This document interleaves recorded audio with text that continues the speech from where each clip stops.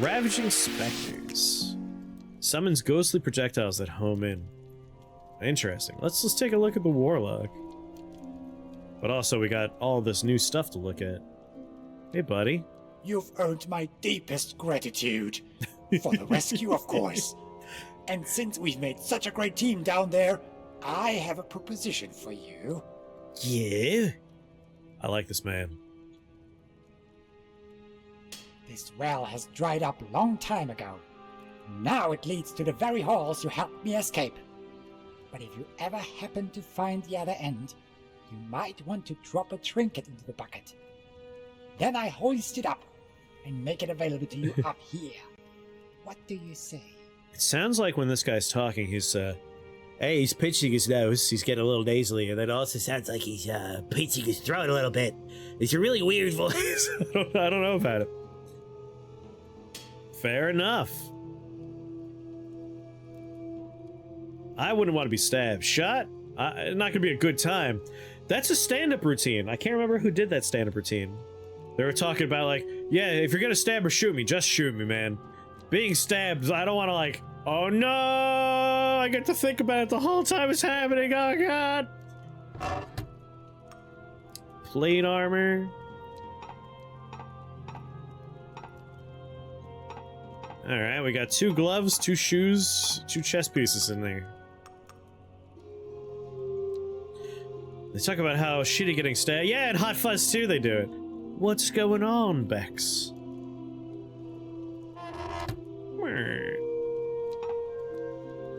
13,000 gold. Oh. Yeah, I'll throw a revive on the list.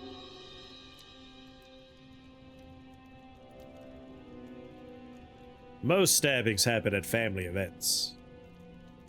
You finally got sleep? Congratulations.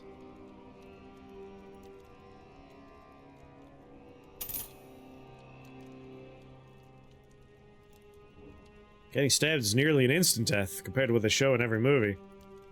Now, Ash, I'm gonna ask you to consider how many different parts of your body you could be stabbed in that wouldn't result in instant death. I think you'll find most surface area of your body you could be stabbed in won't kill you right away. Getting stabbed in the heart, yeah, that's pretty quick. A lot of other spots, not so quick. Not quite so quick.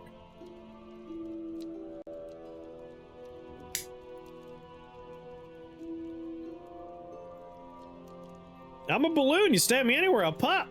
Yeah, Abe Clancy, he will die instantly if you stab him.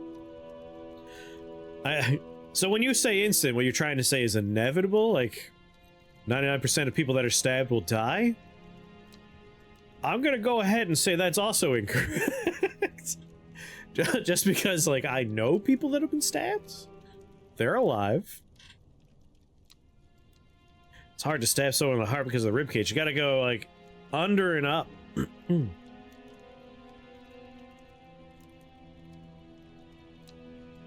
Let's see, we got plenty of money here. Stab wounds accounted for 7.3% of all assault cases with a 3.2 mortality rate. Yeah. Like...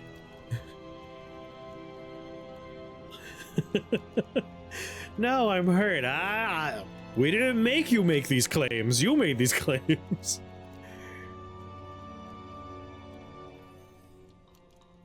A 100% of people who have been stabbed in their life, yeah, just like with dihydrogen monoxide, 100% of people exposed to the chemical dihydrogen monoxide have died.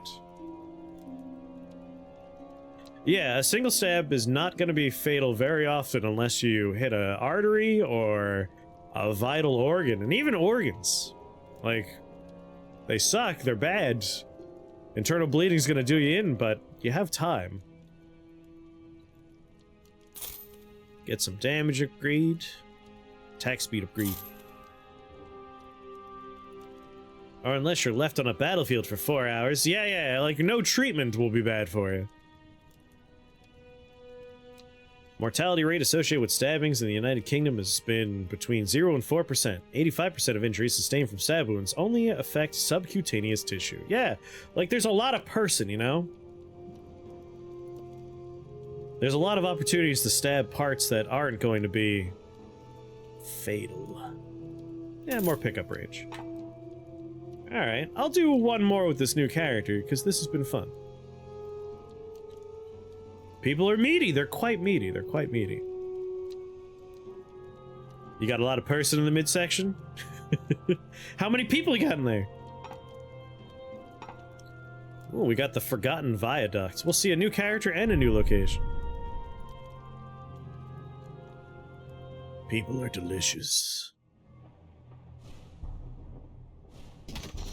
Woo! I like this guy already.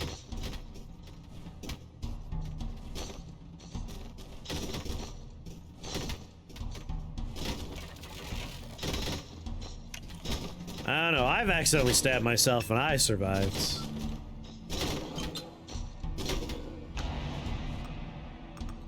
Plus force. I wonder, what's the important stat for our main weapon here? Multi-strike and area are the big boys. Ooh, but duration is force. Sure, force. Wizard! You've cut the shit out of yourself? I've done a bad cut multiple times, and only one stab. The stab wasn't very pleasant.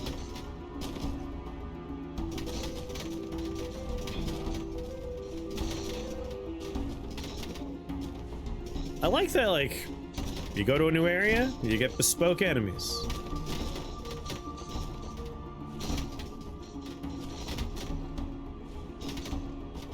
I'm also not opposed to levels like this, where I can go all the way down, and then rather than trying to remember where I was going left and right, I'll just be moving up again. I'm glad you're still alive, Bex.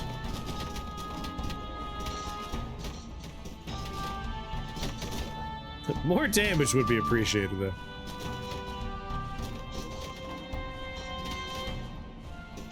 I appreciate that they have appropriately sized crossbows. They're not walking around with those fiddly little, like, crossbow pistols that are usually in video games. That is a man-sized crossbow. I can't tell if it has the foot stirrup on the end, though.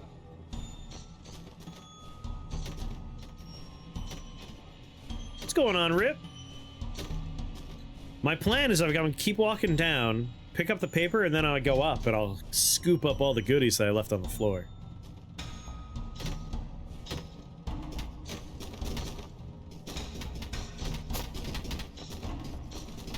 How you doing? This here is it's a good game. Yeah, I've enjoyed it so far. This is my first time playing it today. Well, this is my first time playing it.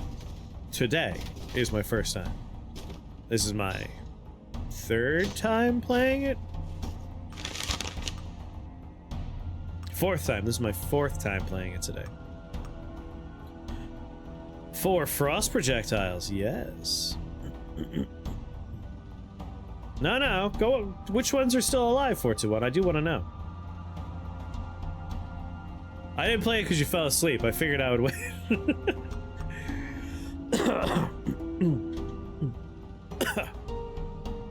Not making efficient use of their pole arms. No, they're not.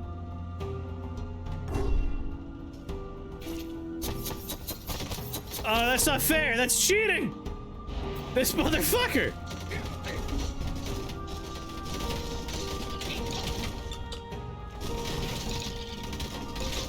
That bastard just stood on me.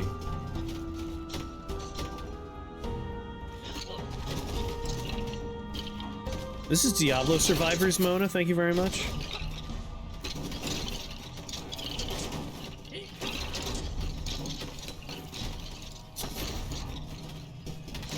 Might as well go to the next state over. Yeah. Like, the furthest I was generally willing to go was, like, Greenfield Games I would go to. That was far away, but not, like, too far away. Hey, the run just started. There's only 4 minutes into the run. Hold on. This is a text message from work?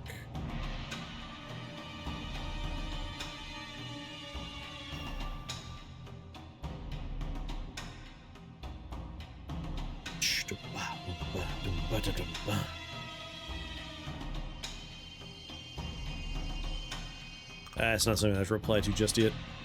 More damage, please. Who fires someone over text?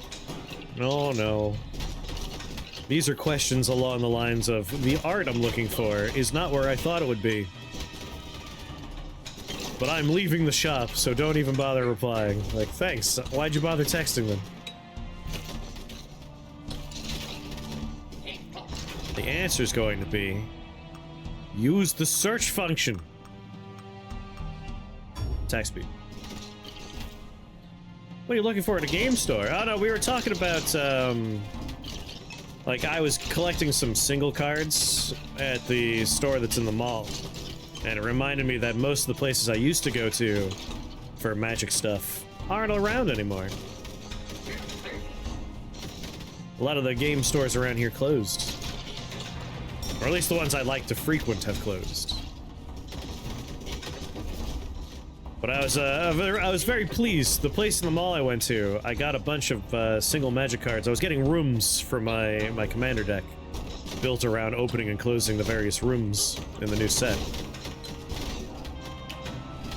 Around the character Marina Vendril. And I definitely got a card that's worth like close to $10 for 50 cents. Because the dude was clearly more interested in getting back on his laptop than actually interacting with me. So I lucked out.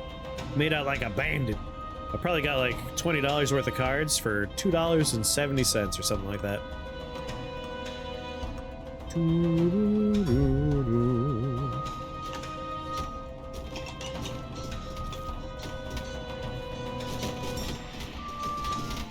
Of course, this is a few days ago. By now, maybe the price has dropped on all these cards. Or maybe it went up, I don't know. Man, that guy just walked on top of me.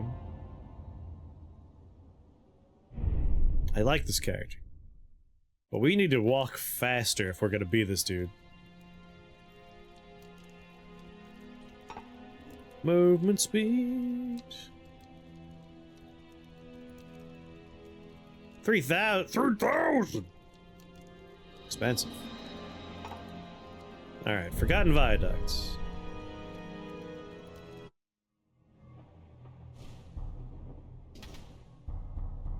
You found 1.5 decent games. There's the well.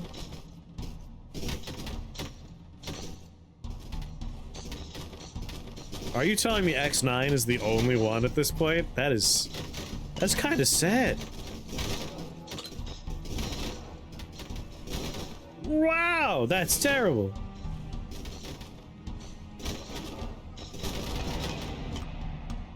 That's legitimately disappointing to find out.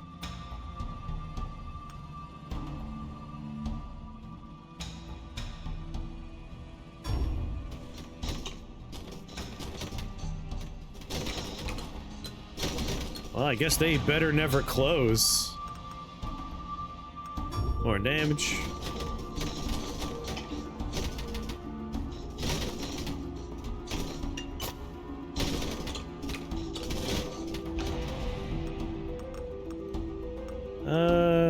More attack speed.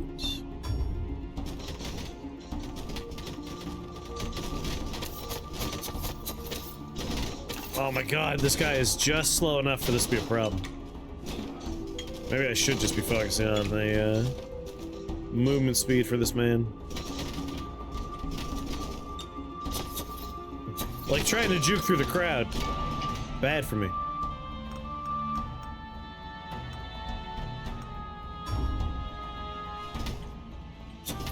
Oh. Yeah, the Diablo aesthetic has been very pleasant. I've been digging it.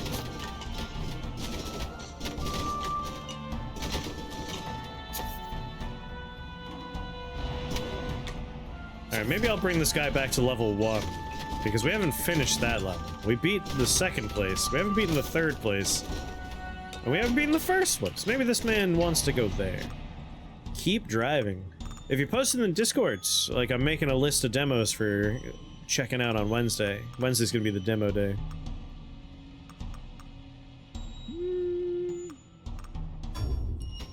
I'm already accepted this man's not gonna survive. He'll be my winning run of the first stage. I believe in him.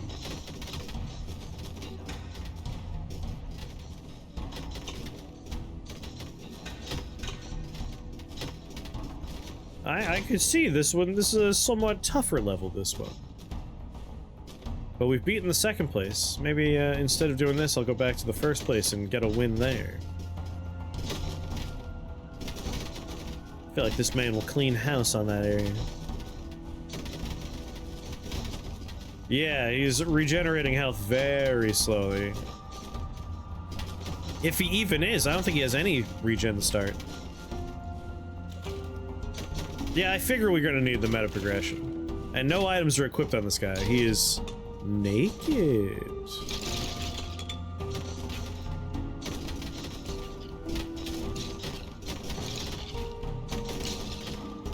Naked.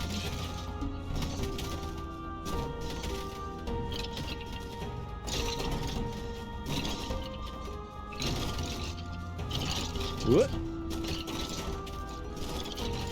Right, you think a naked man runs faster. But this ain't Dark Souls, where being naked makes you move faster. The embarrassment's slowing him down. Yeah, I don't think he regens at all. We've been at 193 out of 512 forever. I think his base regen is 0. Ooh!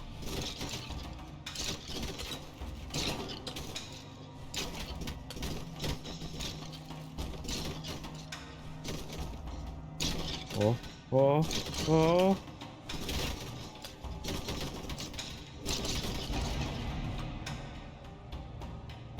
Alright. More projectiles, less damage. An interesting trade. I'm gonna be dead soon, so I'll take it.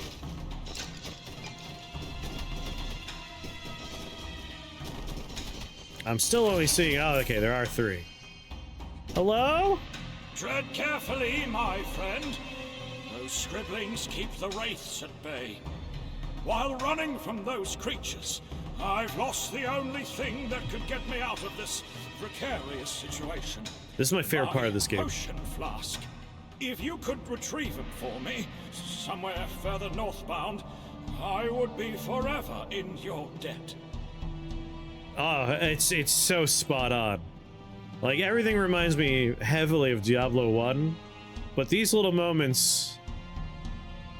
And I know, like, it's not just Fallout and Fallout 2 that did it, but, like, Fallout 1 and 2, the conversations where, like, most of their head stays perfectly still, but their mouths are well animated and they blink occasionally.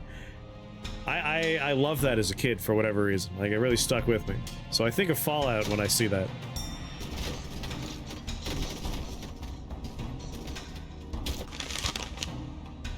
Beyblade! You have a hard time focusing on the lore for this game? I mean, I didn't even think about that. I just play. I enjoy finding characters and meeting them, but I don't know what's going on story-wise.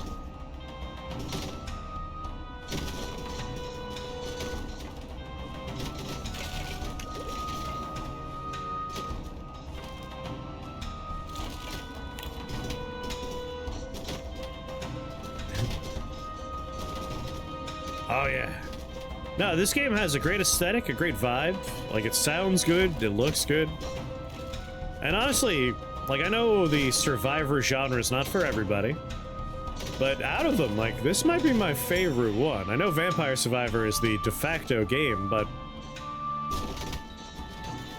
there's a bit more player agency in this one. It's nice. Like, I enjoy finding and chatting with people. There's little quests to do.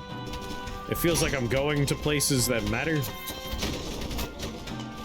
I just want to return this flask. You can kill me after that.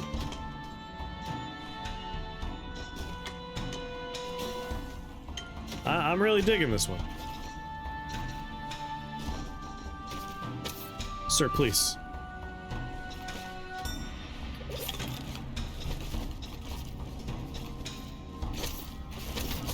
No, just let me reach, just let me... Survive for 3 minutes. Sorry, I'm taking this guy to level... I say level 1, area 1. I want to see this man on area 1.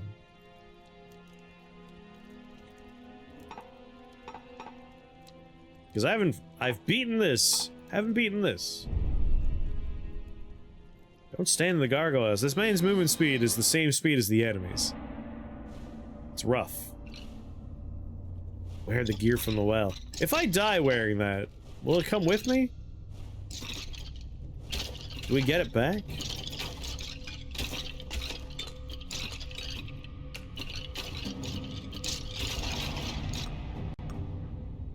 Force, pickup range, movement speed.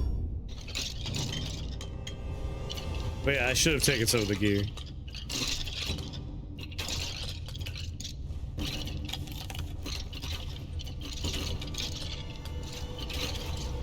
You only get to keep the gear you send back via the well. But like, if I take the stuff that's up in the chest by the well, and I die in it, is it gone forever? Do I have to send it back if I want it to still be in there? Or does sending it back mean I can take it whenever I want and it always stays in there? You don't lose the stuff you already have. Alright, that's all I need to know. I was thinking about like extraction style games where if I take the stuff in, it's just gone forever. Good to know. Good to know. More area. Although it's for an attack cone? More range then. Let my little skulls fly around further.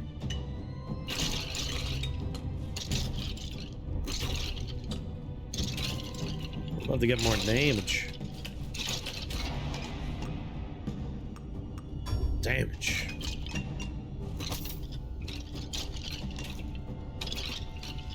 Come at me, you little boners.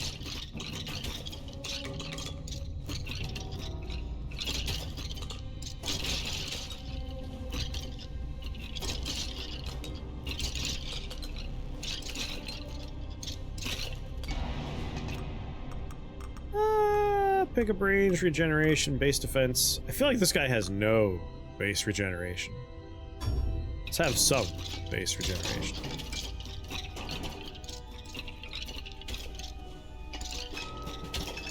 It's still slow, but like, well, I guess it is slow now. It was non-existent before. Now every once in a while, 1 point of health regenerates.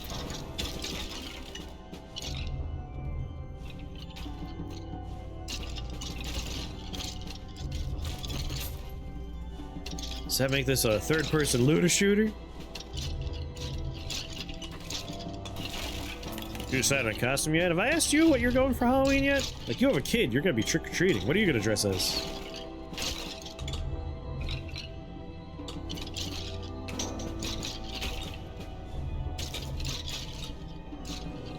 What? You telling me you're not gonna take your child trick-or-treating? That's child abuse, isn't it?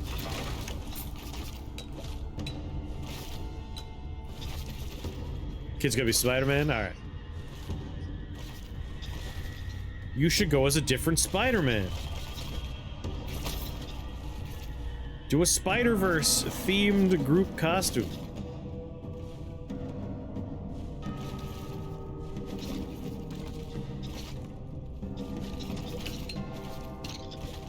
This isn't dad cred, this is Halloween cred.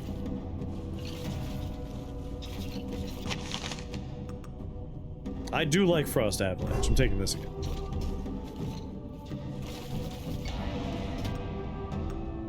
Mm, 20% damage.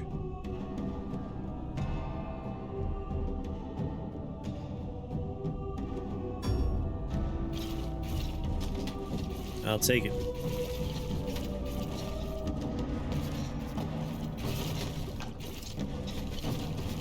Out of my way, little goo balls.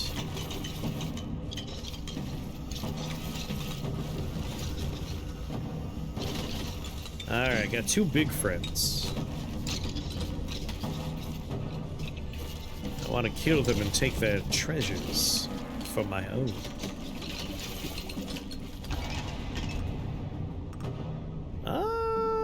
Movement speed's involved there? Yeah, let's do it.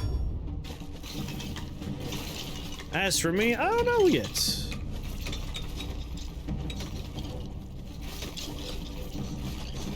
I'm excited just to watch a whole bunch of horror movies on Halloween.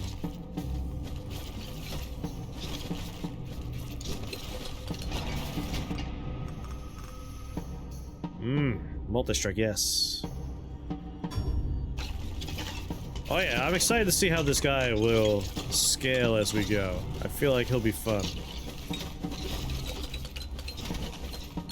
I'm also pretty sure that third location was just rough. We'll have a somewhat easier time here. I would have already been dead once if this were the third location. Elemental effect chance? Yes. Your housing complex throwing a party? They open all the garages?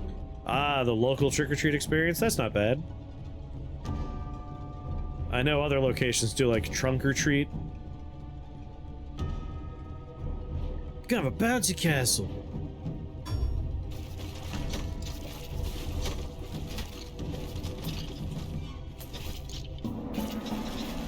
Just means we're not ready for that location yet, that's all.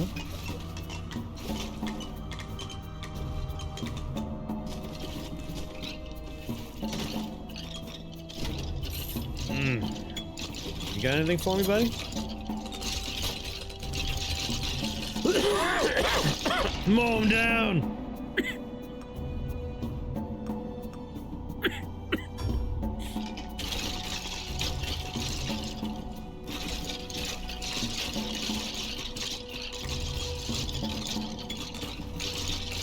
I might put a mask or something together if I have time. I won't have time. Let's be serious. More damage.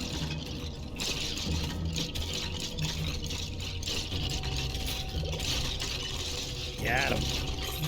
I'll take that. We got ice. Let's do some electricity.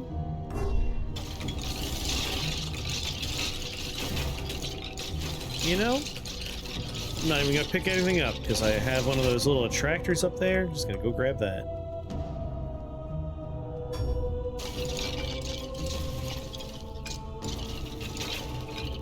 More lightning! Whoop! Right through.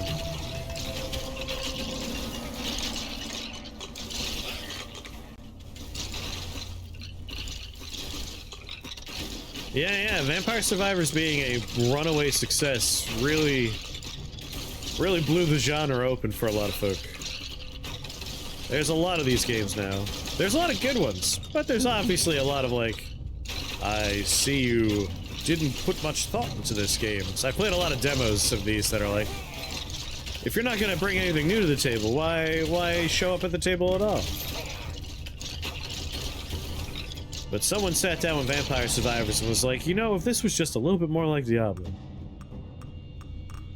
And that's a sweet spot, I think.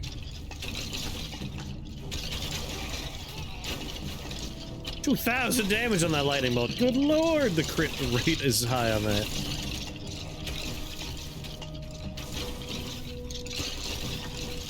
In particular, I like this, like, equipment idea. Finding something and then, like, can you get it back? Oh, there's a closer one over here? Nah, I would just end picking all the stuff I'm gonna pick up. Hey, big guy.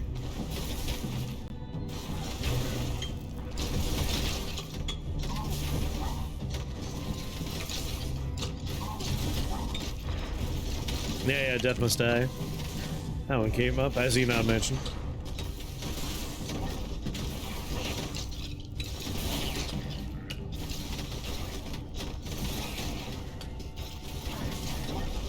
I appreciate that the characters actually do feel pretty distinct here. Like, not just in terms of stats, but they are pretty different stat-wise. Like, this one has no regeneration to start, which is interesting. But, like, their default attacks are pretty different. Some silly voice acting that one. But I think my favorite part is the fact that you could find some voice-acted characters that went through the trouble of making it look like the inspirations. It's nice. It's nice. It's pretty nice. More crit chance. Because the crit numbers are pretty wild. Having those happen more often will be pretty nice.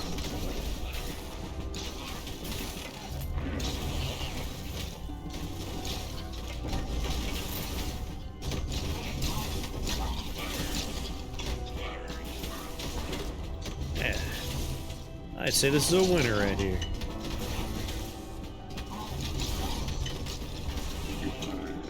Dwarven Realms. I don't think so. Avoid being hit for 3 minutes.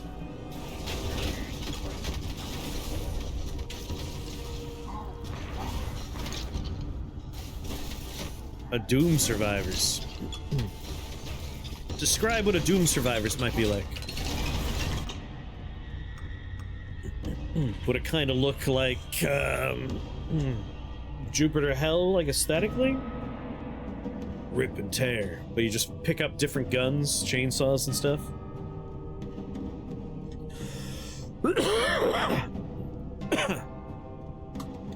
Kind of adjacent to this.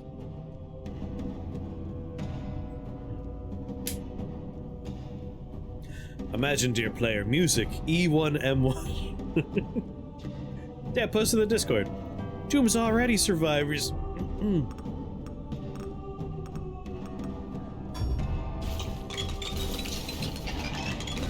Now you gotta take ammo out. With ammo, it's not a survivors. Once you remove ammo, it's survivor.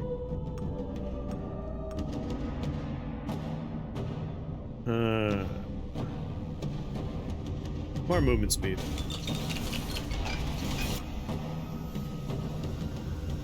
More attack speed. Ooh, multi-strike.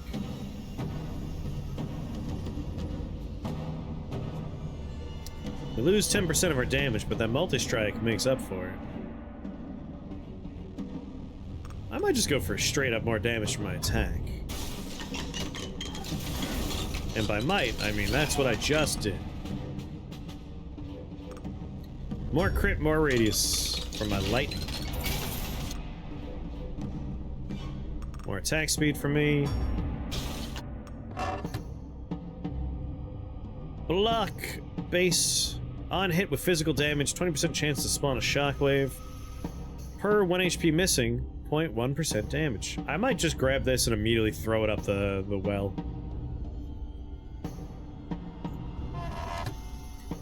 And by maybe, I mean I'm gonna do that now. This is going to the well.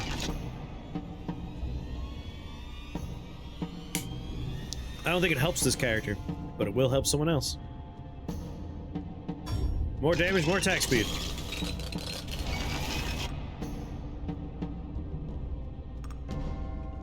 More crit chance. You found 2 good demos so far? Truly, our cup runneth over. More crit chance. One very, very petty thing I can complain about is when you do these kind of things, make videos on YouTube or stream on Twitch, publishers do reach out to you about, like, checking out their stuff. Which is how this one came to me. I like it. It's nice. Not everything is a winner, but I like checking things out. I love looking at new things. However, there's a variation on that where they send you emails saying, like, hey, our demo's on Steam. Why don't you go play our demo? It's like, I don't need emails about your demo. I have Steam. I already see the demos. I don't need that. The worst one is, though, hey, we have a Kickstarter. Like, I don't need that either. I like playing new things. Don't need new advertisements for Kickstarters and demos. Like, those already find their way to me. Those are just clutter in my email.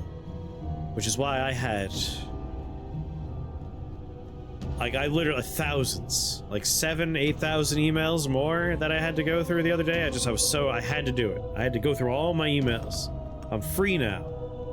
I'm free now! Yeah, if you're willing to pay me, yeah, that's... I would. You send me $20, I'll check out your demo for 20 minutes. Easy. But, like, there's already so much just junk mail and clutter. I don't need any more of it. I just spent a whole day just going through my email. I'm clean now. I'm clean. My email is done. I think there's like 20 in my inbox, and that's just because there's a few things in there like, I'll get to it later. I'm so happy to be done. Done with emails. Problem is, like, I have Kickstarters I backed that I do want to read. Like, one day I'm going to make a video about Unsung Hero, that nightmare of a Kickstarter. And they sent an email for the first time in 2 years, like 2 days ago. I was blown away. It was a very sad email that amounted to, like, I know we're not doing what we said we were gonna do. We're sorry. But I don't want to miss those kind of things. Yeah, just turn off email in general.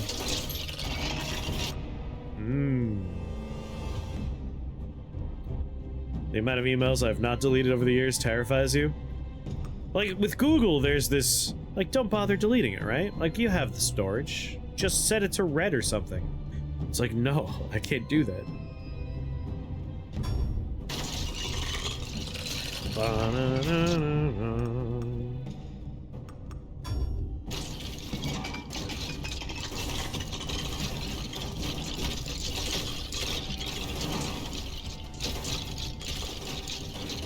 That was probably the game I kickstarted the fastest, that I regret the most. Unsung Story.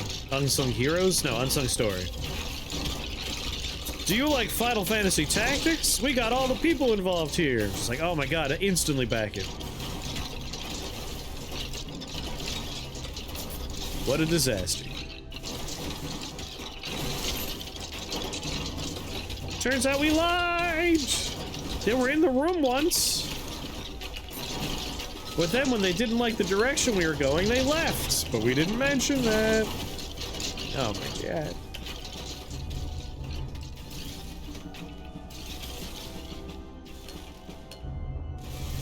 Never got a full release? Yeah, that's happened for a couple.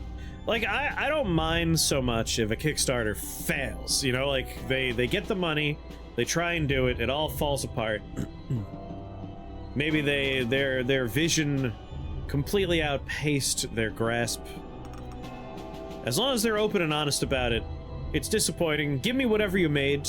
Like, a couple of games did that, where it's just like, here's what we managed. But what bugged me is Unsung Story was like, we want to make a Final Fantasy Tactics experience. We got a lot of people involved that you probably like their work. And then the first version of it that they previewed was a multiplayer exclusive game, and everyone just like, what the fuck are you doing? That is nothing. No one asked for that. That's nothing like what we were backing. It's changed companies over the years. It's just been a disaster. Currently, the dudes that have it are pretty open and honest about it. And, like, it feels like the guy running the show feels legitimately bad. Because they essentially walked in and just were given the projects after all the original people just left. And they're trying their best.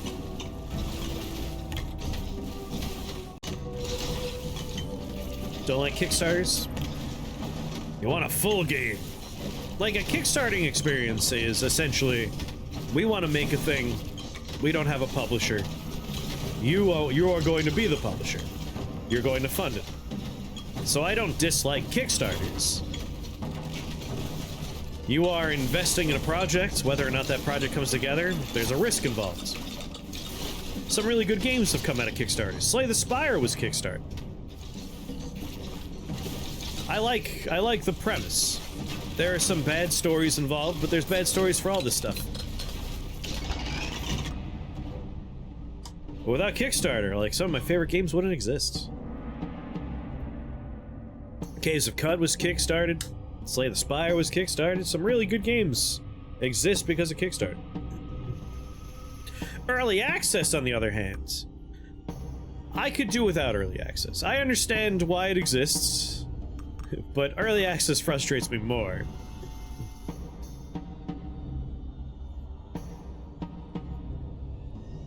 They're bad because they don't hold people on their platform accountable. That's the bigger issue. I've been lucky that, like, I haven't backed anything that turned out to be an absolute scam or anything. I shouldn't say kickstart, I should say crowdfunding. That way I'm not using just one platform. Like, Kickstarter as a company might be bad, but like crowdfunding as a premise, I'm not opposed to. You got scammed by a publisher that used your funds to complete another project, like stuff like that. There should be accountability involved. Like, Kickstarter, if that's the company that was involved, should essentially need to pay you back. They should have some kind of liability insurance involved. Like, there should be stuff, there should be systems in place to prevent that from happening. Again, like, if someone's like, we're kickstarting a game, and then they go bankrupt, something falls apart, people involved, they don't finish it because they tried, but it didn't work out, that's like, alright, that's the risk inherent in funding a project. I understand that. But we took your money and we used it on a different project, that's unacceptable. There should be accountability there. Damage multi-strike. This is the one I want. I just picked up carrots. That should increase my vision. Even though it's not a real thing.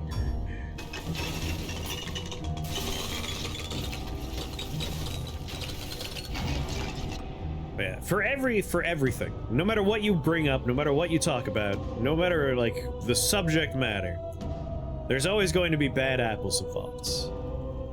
And it sucks that those bad apples tarnish the entire concept of a thing.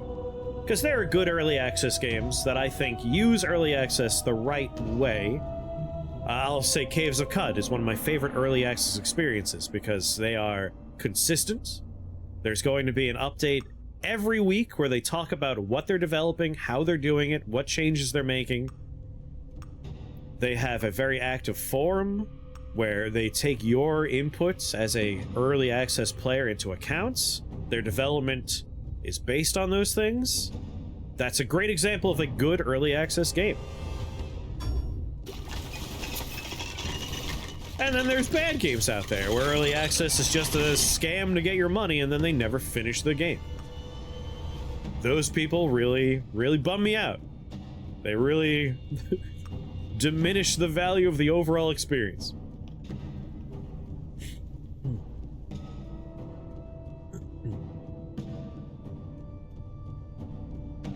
You were bummed when they went early access, sorry, Epic exclusive, and then they gave out Steam keys. Yeah, like, they're good companies that do good work, and they use these platforms the right way.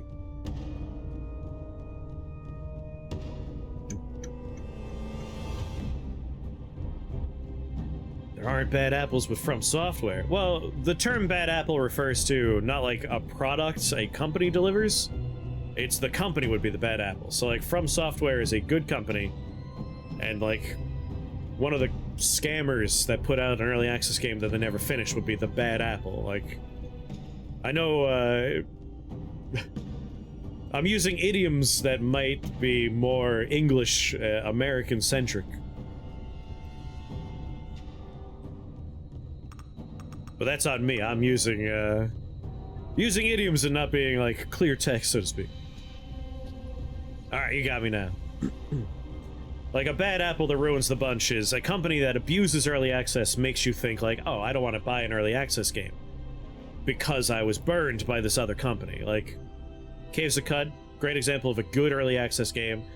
I can't think of a bad one, but I'm sure someone could give me an example. I've heard horror stories of early access games where the game's just never finished, and there's no updates, and it'll never be done. Those are out there.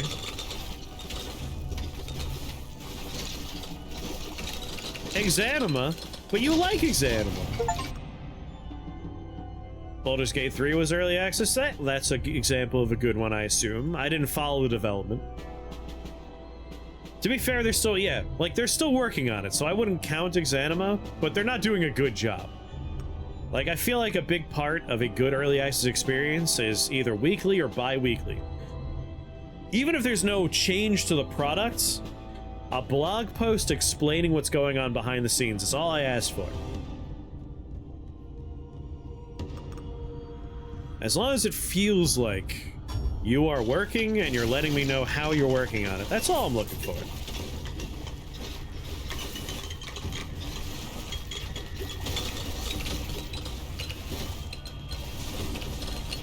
I thought Rift Wizard 1 had a pretty good early access experience. Rift Wizard 2's been less good than 1, but overall good so far for its early access experience. I know the developer's taking a break right now because they kind of burnt out a little bit, and I understand. I'm not going to hold that against them.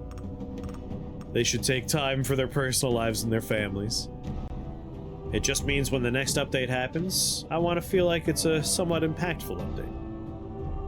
More crit chance.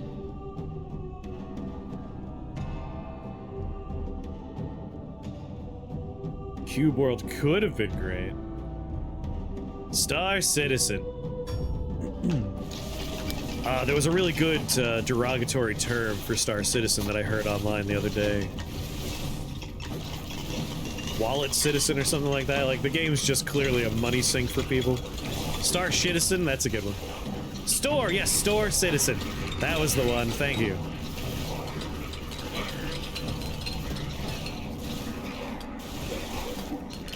Store Citizen, combine the two.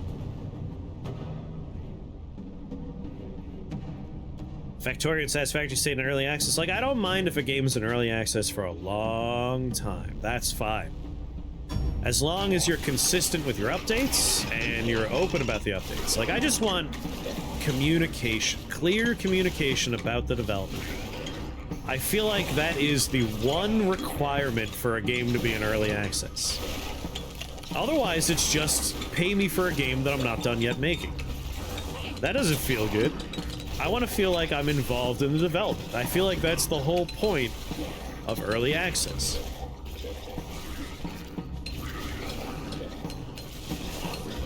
To help fund a thing that is a cool idea, cool concept, that I can be involved in. Yes, I also think if you're buying into early access, it shouldn't be the full cost of the game. I don't know if there's any good metric for how much cheaper it should be, but it should definitely be cheaper than the full release price. Because again, there's risk involved. You never know if that's going to actually be able to be completed. For all you know, the developer could just not wake up one day. They filed for liquidation. Yeah, like, as a company, Kickstarter should definitely be better about having accountability for that kind of stuff.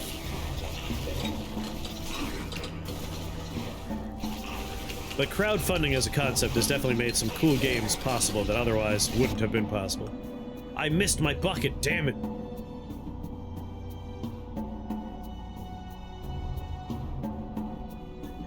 I thought about launching my IDE.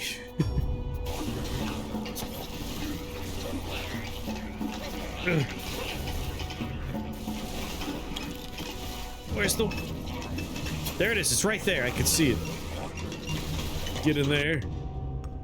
You know what, I'm sending it up. I don't think I'm doing physical damage. Unless it's sub $10, then I think you probably shouldn't be backing something if single digits are that important to your bank account. I mean, it's more about, like, the risk involved and, like, how clear a vision they have. The current state of the game. I'll buy it if they have as cash to finish. I've had Kickstarters where they've had to post, printer took our money, won't give it back, now we don't have enough, sorry. What?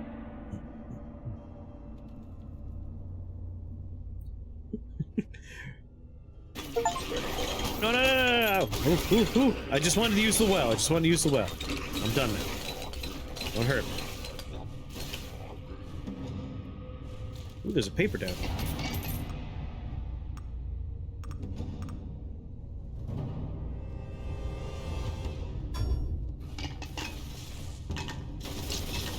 Just like the idea of a developer, like, I casually was thinking about employing my improvised explosive device and then changed my mind.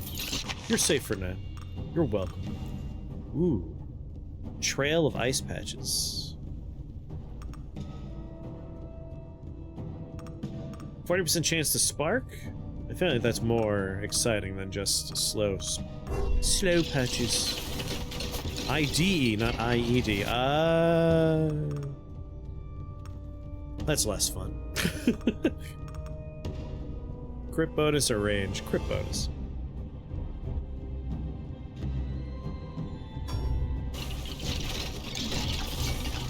Where's the glove?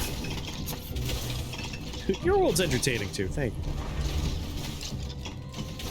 Generally supportive of developers. People need to understand that generally suck at business planning. Yeah.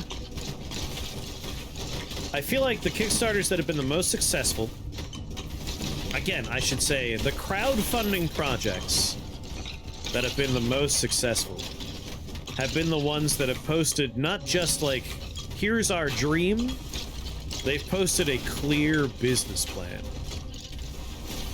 Like, they had a development path, they had a notion of what it was going to cost when it was done, they understood how they were breaking their budget down. It feels like it wasn't just a bunch of developers sitting around a table. They had a manager there. And I think that's important. Like, I have a couple of ideas for dumb card games, board games, and video games, and if I ever try and do any of them, I'm going to drag in a friend of mine who understands how to manage. Be like, Becca, would you be a manager for me?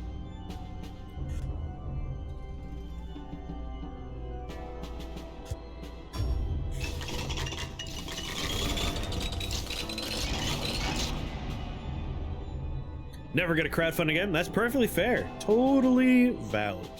Manager Becca. You were not the Becca I was thinking of. I don't know if you have, like, managerial experience, but if you do, you could be the Becca I'm talking about. But I do have a friend who's quite good at, like, just being on top of that kind of stuff. Oh, alright, maybe you're the Becca I'm talking about. Double Becca. It'll be a team of Beccas. Let me talk to my Beccas about what's going on. I'll get back to you after I consult the Beccas. Force.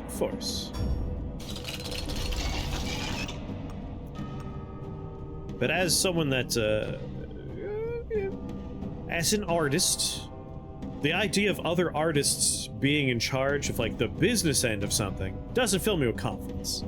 And I think that's a failure for a lot of the Kickstarters that have blown up or had a lot of trouble. Is it's a bunch of artists trying to do everything without having the one person in the room that's like, okay, here's how the money works. Lord knows, if you were to hand me like $30,000 and be like, alright, make a game, it's not gonna turn out well. You need the person in the room who knows how to distribute that money and make it all come together. More damage. Let me get back to you.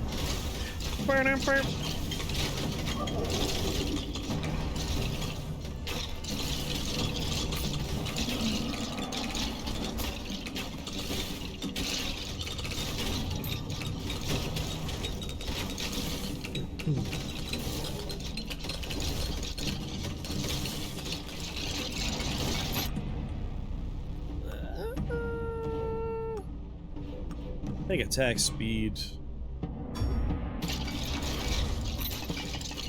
I do like that it has a ramp out of the stop. Really helps you, like, alright, I just took a skill. I have a moment to appreciate what's going on, and I can choose a direction to move.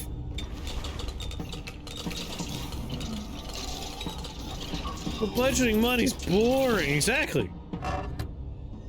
I don't want to do it. Ooh, 30% attack speed?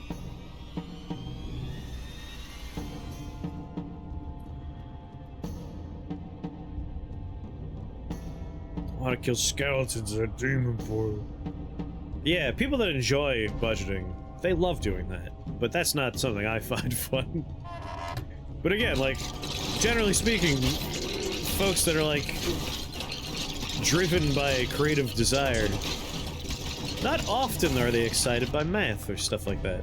But sometimes there's exceptions, of course. I know plenty of artistic folk that they love math. They love it. You had a eureka moment? Go on. A little symbol tells you if you have it or not. I have nothing, so like they're always gonna be there, right? The phrase burn rate can make anything interesting.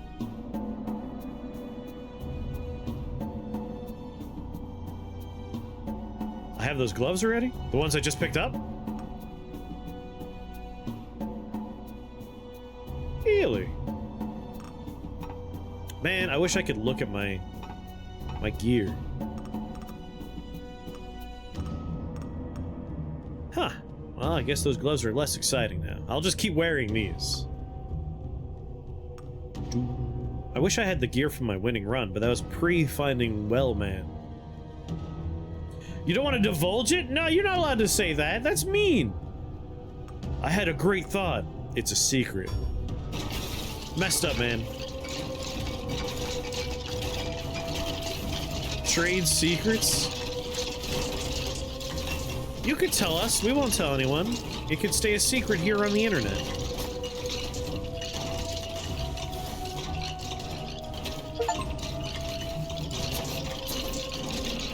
Ooh, I hate the little projectiles. I'm looking at bodies, and then suddenly there's a purple ball that's slamming at me.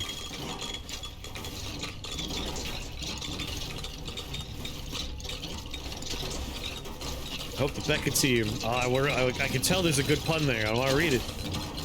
I gotta level up. Come on, level up. I need a moment to read. There's a pun waiting for me. I hope the Becca team considers calling themselves professionally impeccable. Yes. Chris will tell you a secret to hear yours. He'll accept that trade. Yeah. I don't know if Chris has any trade secrets. I got some trade secrets.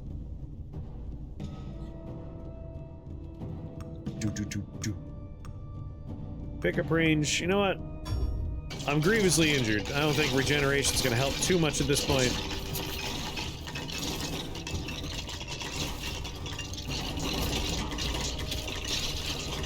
But that'll help.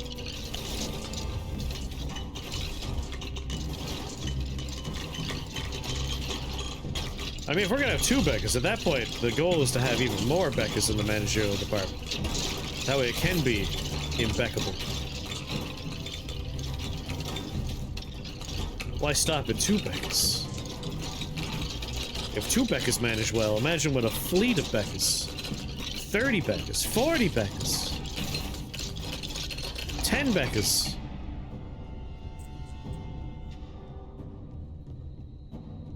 I have the story of those cats. I was supposed to have a meeting about those cats tomorrow, but they're sick, so I think I won't have a meeting tomorrow. Deca-Becca. See, Deca-Becca is pretty good. Professionally impeccable Deca-Becca. 50%, just 50 base health or more block string? Checks before defense. If the block value equals the unreduced damage received from the attack, the chance to block is 50. If the block value is 4 times higher than the damage, the chance to block becomes... What do you think it becomes? Still a live project? Yes. It's taking a lot longer than thought. I mean, they had a kid, so that slows things down, I imagine.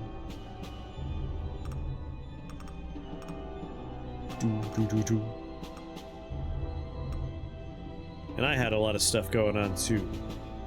But we're picking it back up. Reigniting the engine, so to speak. Damage taken by a certain ratio. Base defense.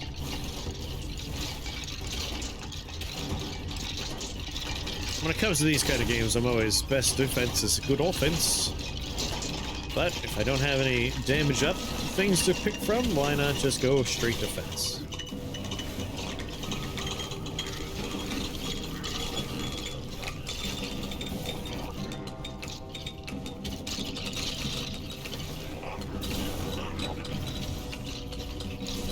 Woo!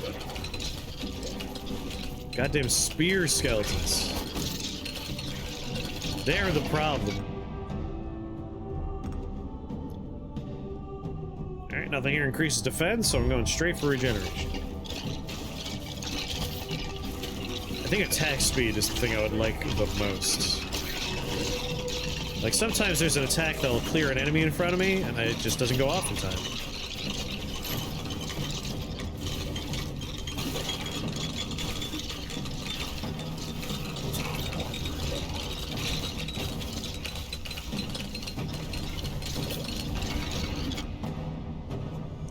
Pickup range, base defense. Base defense.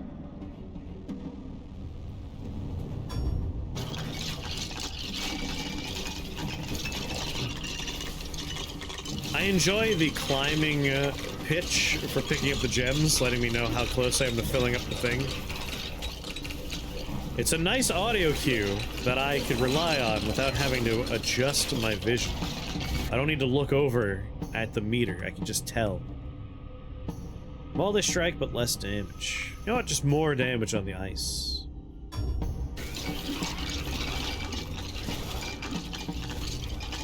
It's a nice touch.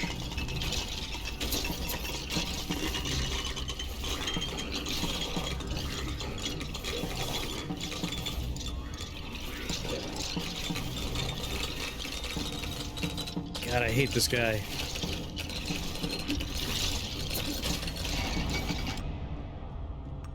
Block strength, more health.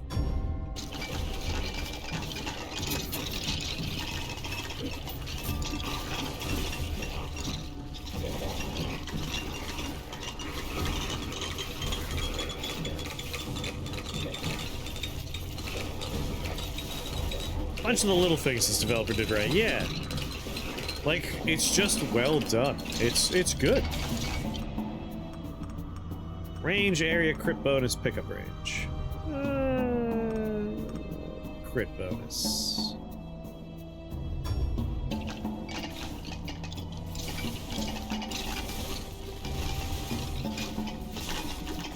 See you in hell! Having some slow effects might be nice, but I'm starting to feel like I want more projectiles flying out, killing stuff.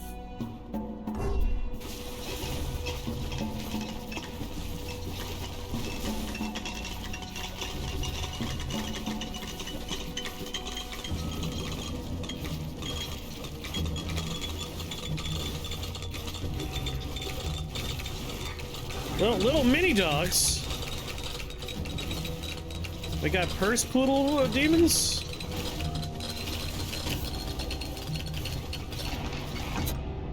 Damn it! I hit the little poison. Have a good night, Ash. Sleep well.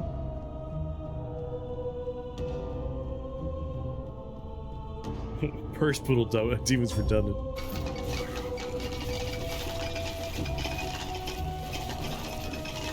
I know a lot of small dogs have aggression issues. There are no bad dogs, only bad owners.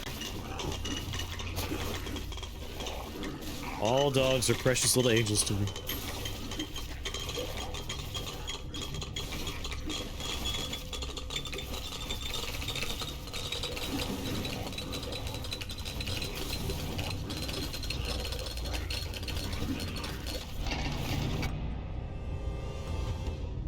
10% damage.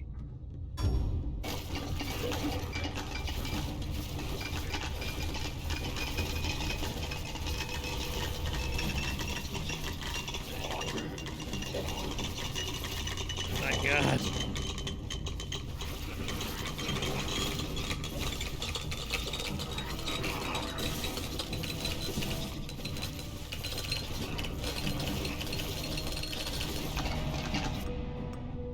Even demon/devil hounds? Even them. If they're raised right, I would still pet them. Still give them scritches.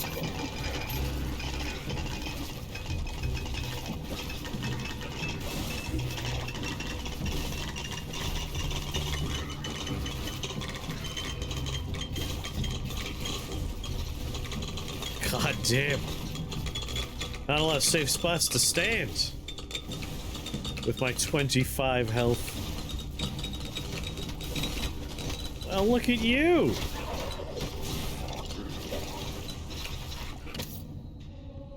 Apparently something touched me.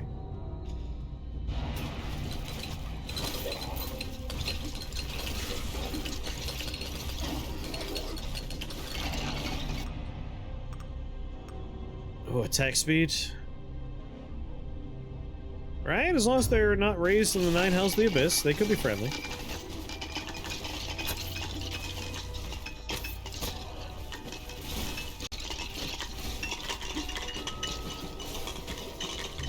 Serpentine, serpentine. God, stupid purple skulls.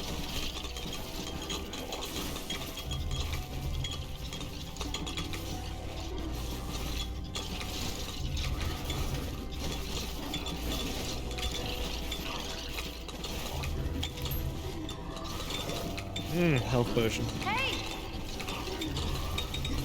Out of my way.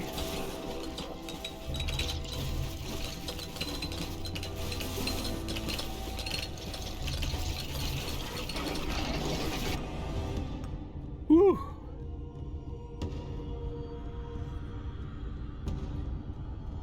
Yeah, it was they were dropping forced arbitration.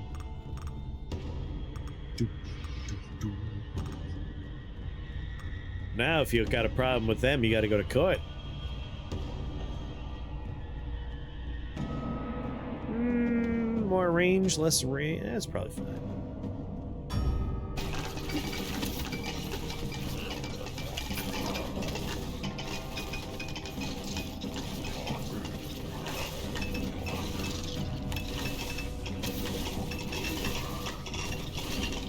Come on, punk.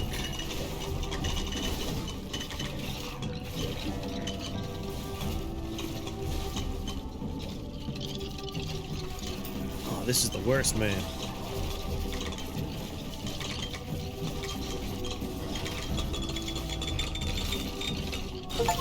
Woo.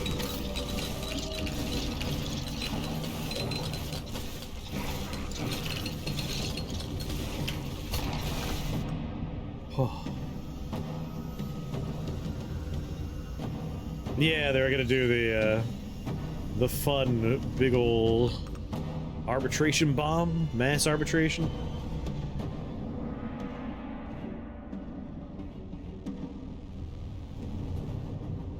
That's unrelated to that pop-up. When the pop-up happened, that was the arbitration one with their terms of service.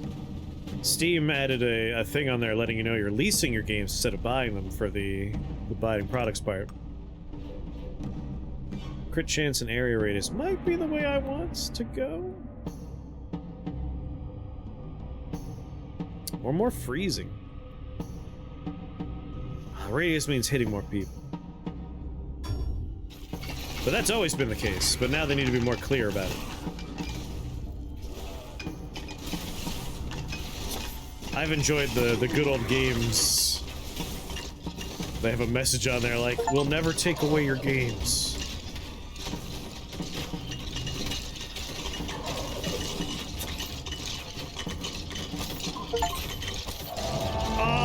The chest was right there! But we did kill the Lich. Not like that. I feel like we had like 3 or 4 minutes left. We had 6 minutes left. Less than 6 minutes. Bastards. Still a fun run, though. Our next quest is the incinerator. No, like, they now disclaim that, like, it's very, like, if you're buying a game, there's a little box that's like, hey, just so you know, you're leasing the game, you don't own the game. Like, it's always been in the terms of service, and in tiny text on the store pages for ages, but it's very clear now. With good old games, they have a message which is like, hey, even if we go out of business, your offline installers are offline installers. You'll always be able to install your game. With Steam, you could download backups of all your games, so even if Steam were to somehow disappear, you could theoretically still have all your games. But the whole leasing thing means if for whatever reason they're like, you know what? This game, we don't want to ever let anyone buy it again. Like, they could take it away. Which is bullshit. It could disappear from your Steam library. Who's this? The cleric joined up. But I want to be the fireman. DDQE! Thank you for that follow and welcome to the Shake the Box family. Very happy to have you here. Bard, what's going on?